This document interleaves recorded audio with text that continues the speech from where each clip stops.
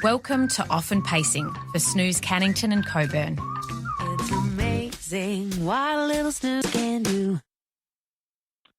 Good morning, welcome along to Often Pacing. We've got 9 races today at Pinjarra, where right now it looks like it's going to be a rather wet day. So Pinjarra is on today with the first just after 12:30 into my Gloucester Park with 9 races as well. It's been a pretty big weekend of racing across the 3 codes, but focusing on harness racing. Saturday, Leap to Fame defeated in the Victoria Cup, which was a big talking point, but Friday night's action, it was like wacky races. Some of the races were incredibly interesting, plenty happening, plenty of entertainment, and Gloucester Park always provides a bit of entertainment when watching on a Friday night. So tactically it was fascinating, and to dissect the program and hopefully find some winners for the next 2 days is Oli County. He's about to join us. Stuart McDonald will be on the line very soon as well. But firstly, Oli County, very good morning. Morning, Matt. Yeah, it was some really interesting racing there on Friday. It was a pretty tough night to find winners, but if you found them, you were well rewarded for the most part. There was some nice results, a few at bigger prices. Sweet Lucifer's $10. Chualoo was terrific his last start, and he's gone around at about $17. So certainly plenty of value on offer, and yeah, if you were able to find it, you probably had a pretty good night. Yeah, it seemed like there was a full moon. There was plenty happening, that was for sure. First race, Chualoo. Of course, that we can mention a 156 1 mile rate. This was wild, this race. 67.2 lead time and 58.2 the first half. Better Pride was only beaten 10 metres after basically copping it from pillar to post, but this was a really interesting race. Chualoo was just the one that was able to swoop over the top. Some really good performances in behind, but what did you make of the Nugget Prelude going forward? Yeah, it's really interesting. It's probably one of the more wide open races coming up, the Nugget. There's a few horses that could win, and one of those definitely is Chualoo. He was great there on Friday night. He probably put in a couple of runs before that which were okay, and then he was really good there on Friday, really sharp, and won pretty impressively. As you mentioned, Bettor's Pride, he was just incredibly unlucky. He was taken on strongly at the start, taken on through the middle, and as you mentioned too, he was actually quite good to be only beaten 10 metres.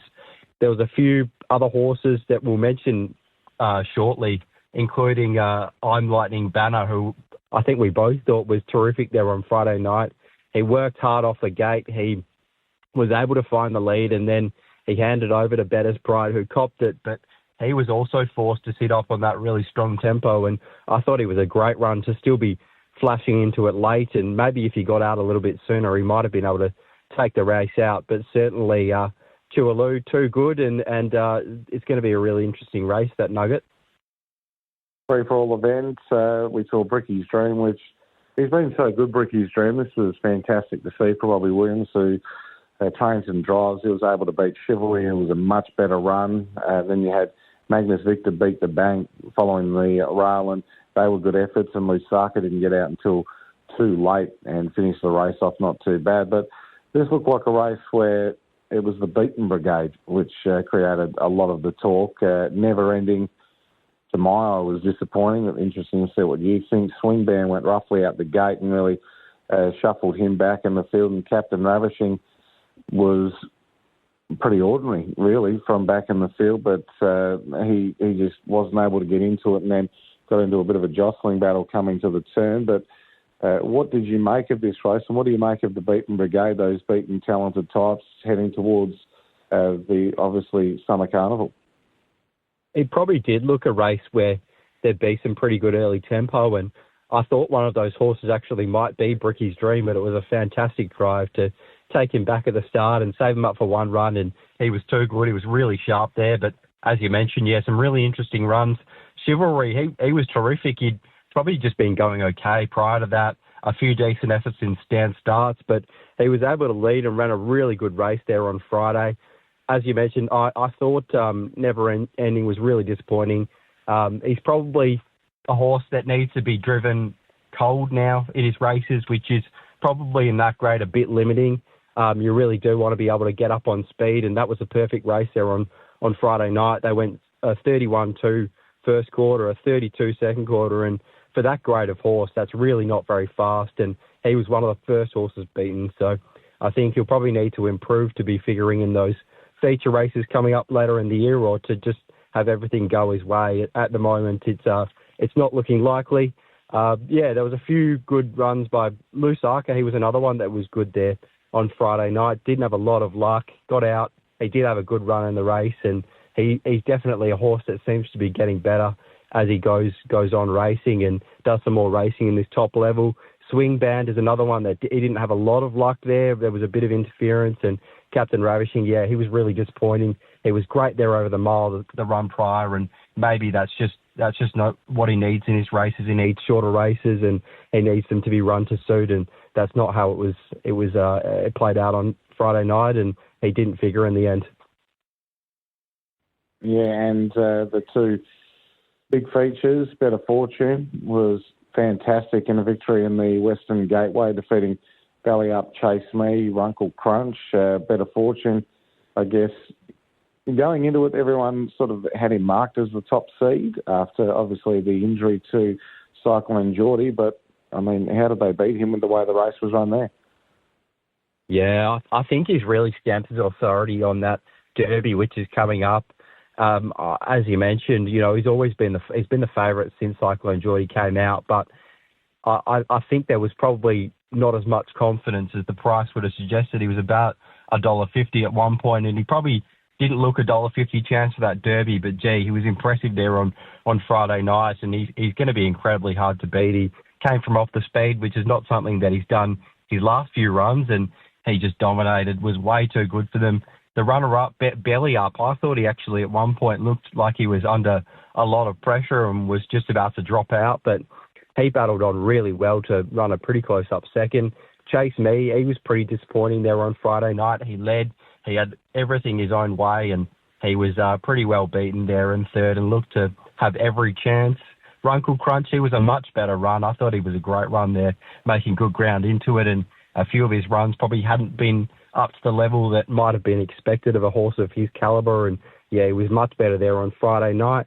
Lincoln Lou, he was terribly unlucky. He was badly held up and had nowhere to go, and it looked like he was travelling easily in behind them, and had the run come, he would have been pretty hard to beat, but it didn't, and it looks really interesting now with a horse like him that has brilliant gate speed, how it's going to play out in the early stages of that Derby. There's plenty to dissect and plenty to play out over the next few weeks, and I'm really looking forward to it. And Penny Black defeating Heavenly Gypsy and the Schrader Sweet Vivian into third place. A pair of 27s on the way home, 54.9. Put a couple of the runs of the Beaten Brigade. I thought Artie by the Seaside didn't get out until late. Hit the line well. Wonderful to Fly was hitting the line well. We know that she can run quick sections, and she was off the track and hit the line well. And Naze Vera hit the line really strongly too for a horse who was probably not expected to be hitting the line that strongly, but I thought she was pretty nice on Friday night as well. But Penny Black, early stages off the pegs around to the top, and once she led, boy, you would have been feeling pretty confident about the way this race was going to run once she was in the top. I think once she found the top as easily as she did, the order they were going to come home was probably likely to be those horses on the pegs in behind her, and that's exactly how it played out. She was able to control things. She dropped a 27-2 down the back, and that just made it incredibly hard for anything that was off the pegs in that race. As you mentioned, there were definitely a few good runs in behind. Artie's by the Seaside, we know she's a high-quality mare, and she's going to be dangerous in the features coming up with a draw, but she didn't get one of those on Friday. She was drawn on the back row, and it made it pretty tough for her. I thought Wonderful to Fly, she was okay there on Friday. Shane Young mentioned pre-race that she'd be probably better for that run and would be driven conservatively as a result in that race, and so I thought she was solid considering that, and there are a few good runs in behind them beaten, but just when you're getting home 27-2, 27-7, it's just going to be incredibly hard to make any ground. And the first two on the pegs were the first two home, and Sweet Vivian, she got crossed again in the early stages and then made a little error and did well to get back down so quickly. And And then she's got third there, and that's probably a really good run from her. This is probably her stepping up into a bit of a tougher grade than she has been racing, and she's made that step up nicely. And if she's able to find a draw where she can get a good run in the feature races, she's certainly not going to be too far away. Who's your three to follow out of Friday? A three to follow. The first one, we mentioned it earlier, and that's I'm Lightning Banner. He was awesome there on Friday, zipping off the gate, doing a lot of work in a race that was quickly run, and he was still powering into it late. And I really do think he's just built nicely into this campaign, and every run seems to be better than the previous one. So continuing that progression, I think he's going to be a one to follow in the Nugget coming up, maybe a bit of an each-way price. Race 5, I mentioned this one as well, Lincoln Lou. He was terrific there on Friday to find the front from a wide gate. He showed brilliant gate speed, and that's gonna make him really hard to beat in the feature races coming up. He never got a clear run at them there on Friday, and as a result, he couldn't get into the finish. But if he does get a clear run soon, I certainly think he's going to be hard to beat. And my third horse to follow was in race 6, Little Darling. She sat without cover in a race that was probably run to suit those on the pegs, and she battled on nicely for 4th. And in the parade ring pre-race, Chris Lewis mentioned she'd likely be better for the run there. So if she is better for the run, she's going to be one that's really hard to beat in the feature races. She's a horse that has quite good gate speed too. So if she does find a draw where she can find the front, she's going to be incredibly hard to run down, I think. Yeah, absolutely. So those are your three. I'm Lightning Banner, Lincoln Law, and Little Darling. I'll double down with Lightning Banner. I thought he was fantastic on Friday night, and he's really starting to elevate quite nicely. So I thought his run was fantastic. From the same stable, Hull St. Louis, I thought was very good. 3 wide for a long portion of at least nearly 1,500 metres of the race, and I thought he stuck on really strongly in a good race there. So he's on the list as well, and that's not my gate. I liked her performance on Friday night. It was the first time this prep that she really caught my eye as to say that she's heading forward in the right direction, and she races today on the quick backup. That could be perfect for her. So I'm Lightning Banner, Hull St. Louis, and that's not my gate. Speaking of Pinjarra today, we need some winners. What are your three to follow from today? I thought it was quite a tricky card to find too much value on. There's probably a few short price favourites with a few queries on them, but I've gone to race 7, and I thought Off the Charts has been going nicely recently.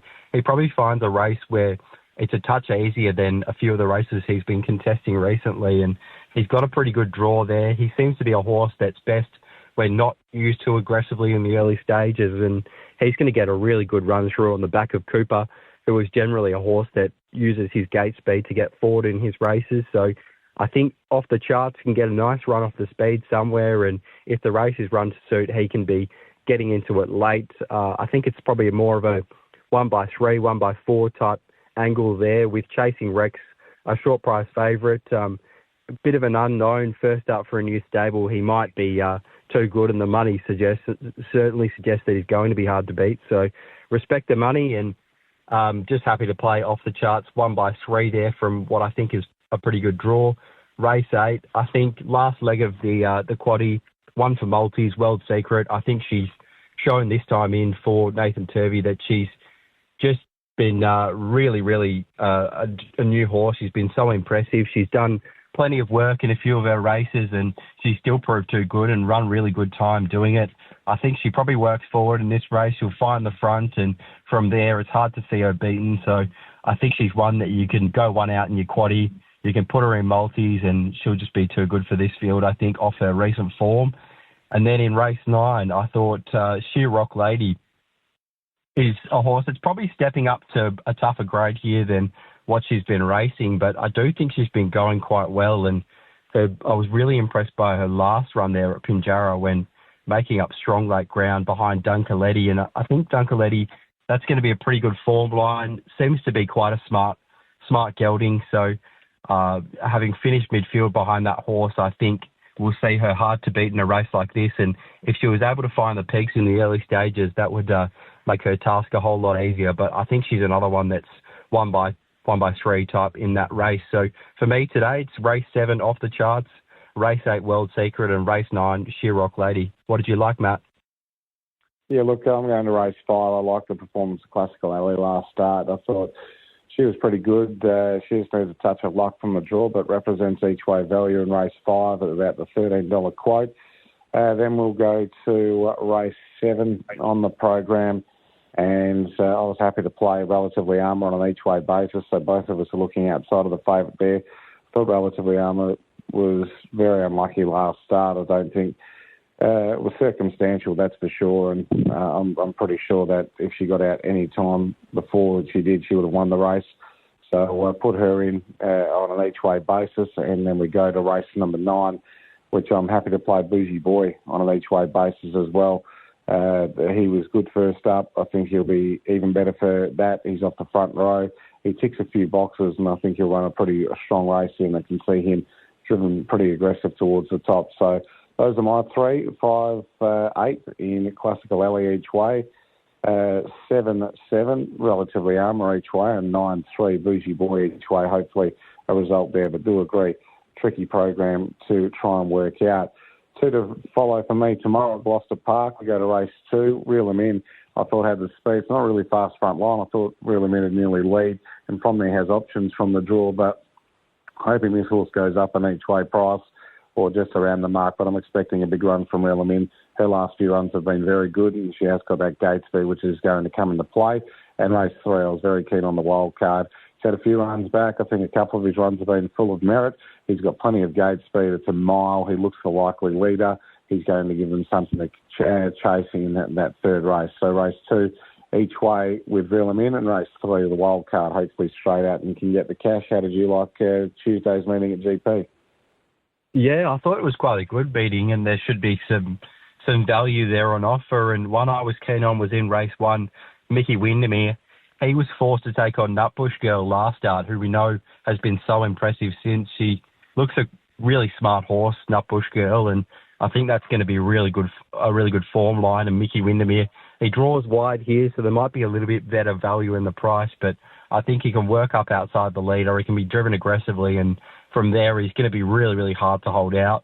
In race 3, I totally agree with your thoughts, Matt. I thought the wild card looked to have found his race here. He's a horse with brilliant gate speed. He should find the front, and the mile appears to suit ideally. I think there's a few horses in this race which probably have a few queries on how they're going at the moment, maybe not in the best form, and the danger looks to be Cold Hard Cash, and he's drawn inside the back row, which looks a bit awkward. So I think the wild card can dictate out in front and hopefully be too hard to catch. Yep, absolutely agree there. So hopefully some winners there in the next 2 days, Ollie, and hopefully the drivers pack their wet weathers, because living here in Pinjarra, it's very wet right now. So the rain has not stopped, and it looks like it's going to continue for a little while.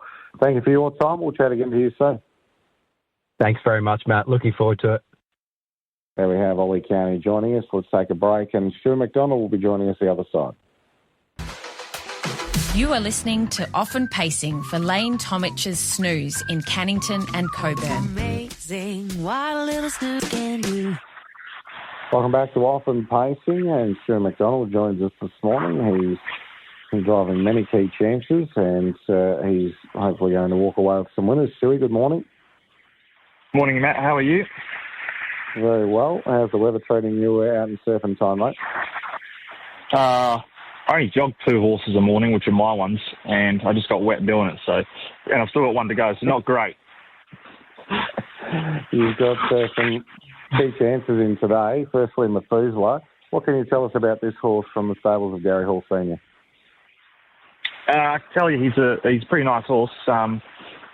He's shown plenty of ability at home, and it's hard to sort of line him up because he never worked with BMAC and on Stealthy, but he doesn't really seem like he's far behind him if he's not already up with them on ability-wise with the way he's worked around home. So it looks like a pretty good race for him. Okay, so it seems like he'll be winning. We'll skip over Celestial Dream, who'll go around at a big price. Chasing Rex for Gary Hall Jr., barrier at 12. How does this race unfold, and what's the report? I'm not sure how the race will unfold yet, but we're probably driving pretty confident. It seems like he's probably more of a stayer than a sit sprinter, and we'll have to probably wait for him to settle from that barrier and then make our move and get into the race as best we can, obviously depending on the pace. But his work at home is pretty good. Yeah, he feels like a horse that's going to go through the grades relatively nicely. So, yeah, it's not too bad of an assignment first up for him, even from the bad barrier. So Boca Vista Bay is a horse that you've been trialling a little bit in the past, and he hasn't been going too bad. Do you give him a chance of being able to get into the money? Yeah, he's going pretty well. I can't seem to get away from the stand to save my life, and it's been sort of his last few starts he's been in the stands, but the draw is not obviously overly brilliant. He needs I think he definitely goes better on the rail and a trailing draw, which is going to be, looks like it's hard from there, but yeah, probably just only a top 5 chance in that field from there. And Pinjarra in the last, he's got a bit of early speed. Do you see him getting pretty close to leading this race, or how did you sort of assess his chances? Yeah, I think we'll probably have to try lead with him. Yeah, it'll obviously depend on how the ones are coming out underneath us, but initially the plan will be to go forward. He does have some good gate speed, and if he led, he could obviously finish right in the money. There's a few nice ones in and around him, but leading's where he's going to do his best racing, and he was pretty good last start, and I think he's getting better nearly every run. So if he led, he would be a good chance. If he doesn't, probably just becomes a place chance. Tomorrow at Gloucester Park, you're in for one drive. Now, when the jockeys do this in Melbourne and Sydney, they go to the midweek tracks for one. It's normally a good sign. So is that the same for you, being high profile? No, unfortunately not. I was a late driver change and only had the one drive. If it wasn't a late driver change, I probably might not have gone. But I have driven him a few times before. And he does actually go half okay, but just drawn badly. He's probably at best a place chance from out there. And Madam Publisher, or out of your stable, how's she tracking, heading towards the racetrack? Everything's good with her at the moment. She had a little bit of an injury layoff. She got kicked in her leg, so she's been back for a couple of months now. She started hobbling. She's had about 4 runs, and everything seems fine with her now. And she's on her way back, and hopefully, just get her back at the racetrack. And I like having a nice horse to go around. I haven't had too much luck lately, so hopefully, can get her back and racing and get a few wins.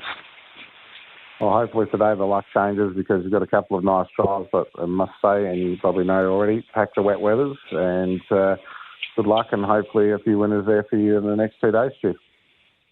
Thank you very much, Matt. Yeah, Junior seems to know when he gets suspended, he must do the weather reports or something. The long-term weather reports. He's a clever man. All the best. Thank you, Matt. There we have Stu McDonald joining us here on Off and Pacing, and some key chances there today, and ones that create a lot of interest with, of course, Chasing Rex and Methuselah. So very good to get Stewie's opinion on those horses' chances going into today's meeting. We're about to get into race day. Hopefully back a few winners today and tomorrow at Gloucester Park as well. Good luck and good punting for the next 48 hours. That's Off and Pacing for this Monday. We'll be back next Monday. For now, it's a very good morning. Thanks for listening to Off and Pacing for Snooze, Cannington and Coburn. It's amazing what a little snooze can do.